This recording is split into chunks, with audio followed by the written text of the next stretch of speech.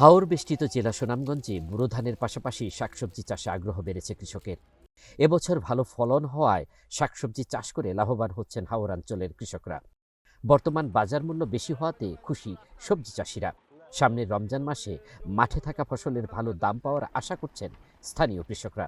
তবে পানি সংকটে ভোগান্তিতে পড়েছেন সুনামগঞ্জের হাওর অঞ্চলের কৃষকরা। বড় ফসল আবাদে সুনামগঞ্জের খ্যাতি দেশজুড়ে। বিগত কয়েক বছর ধরে ধানের পাশাপাশি সবজি চাষে বেশি ঝুঁকছেন সুনামগঞ্জের কৃষকরা। জেলার বিশম্বরপুর উপজেলার সালুকাবাদ ইউনিয়নের রসুলপুর গ্রামের কৃষক জসিমউদ্দিন ও তার এক বন্ধু মিলে ৩১ বিঘা জমিতে শাকসবজি চাষ করেছেন। এরই মধ্যে কয়েক লাখ টাকার আগাম সবজি বাজারে ভালো দামে বিক্রি করে লাভবান হয়েছেন তারা। প্রতিদিন নারী পুরুষ মিলে ৩০ জন শ্রমিক সবজি খেতে কাজ করে থাকেন।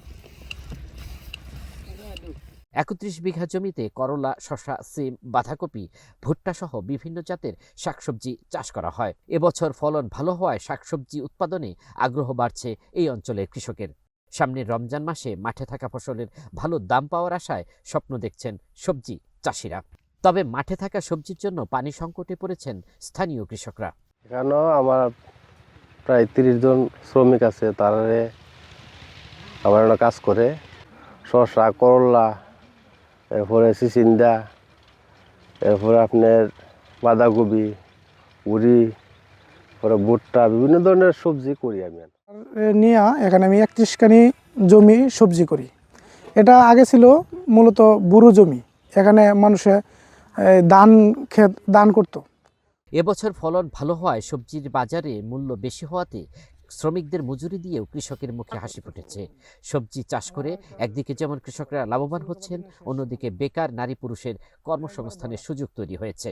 অনেক সময় দেখা যাচ্ছে আমরা বাজারে যাই, আমরা আর বাজারে যাওয়া লাগে না, উনি এখানে সবজি চাষ করাতে আমরা এবং কম দামে আমরা এই সবজিগুলা তাদের ক্ষেতের থেকে আমরা ক্রয় করতে পারি। যেহেতু আমরা রসুলপুরের ভিতরে, আমরা এই রসুলপুরবাসী আর আসলে অনেক গর্বিত, কারণ আমরা বিভিন্ন সময় দেখা যাচ্ছে অনেক সময় অনেকের কাজ থাকে, এ সময় বাজারে যাওয়া লাগে, কিন্তু আমরা বাজারে যাওয়া লাগে না, আমরা এই সবজিগুলা এই জোনাল ব্যয়ের ক্ষেত থেকে আমরা ক্রয় করতে পারি। কৃষি অফিসের তথ্য মতে জেলার ১২ উপজেলায় ১২,৬১৯ হেক্টর জমিতে সবজির আবাদ করা হয়েছে।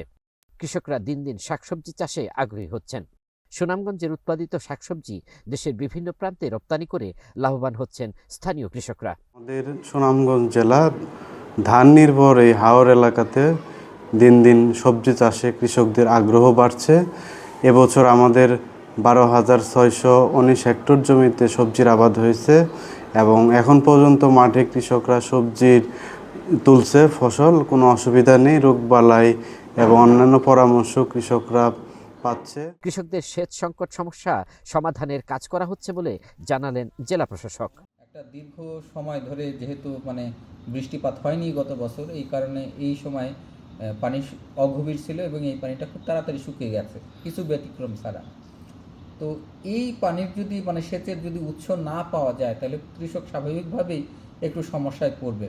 তবে আশার কথা হচ্ছে যে এই বিভাগের কৃষকদের জন্য বিএডিসি খুব বড় একটা প্রকল্প বাস্তবায়ন করছে। সেই প্রকল্পটা আমরা যত দূর সম্ভব তাড়াতাড়ি বাস্তবায়ন করতে চাই। হাওর অঞ্চলের এই জেলায় ধানের পাশাপাশি নতুন করে স্বপ্ন দেখছেন সবজি চাষিরা। শাকসবজি চাষে আগ্রহ বাড়ায় নারী পুরুষ মিলে বাড়তি আয়ের উৎস হিসেবে শাকসবজি চাষের দিকেই বেশি ঝুঁকছেন এই অঞ্চলের কৃষকরা। আল মাসুদ নয়ন, নাগরিক প্রতিদিন।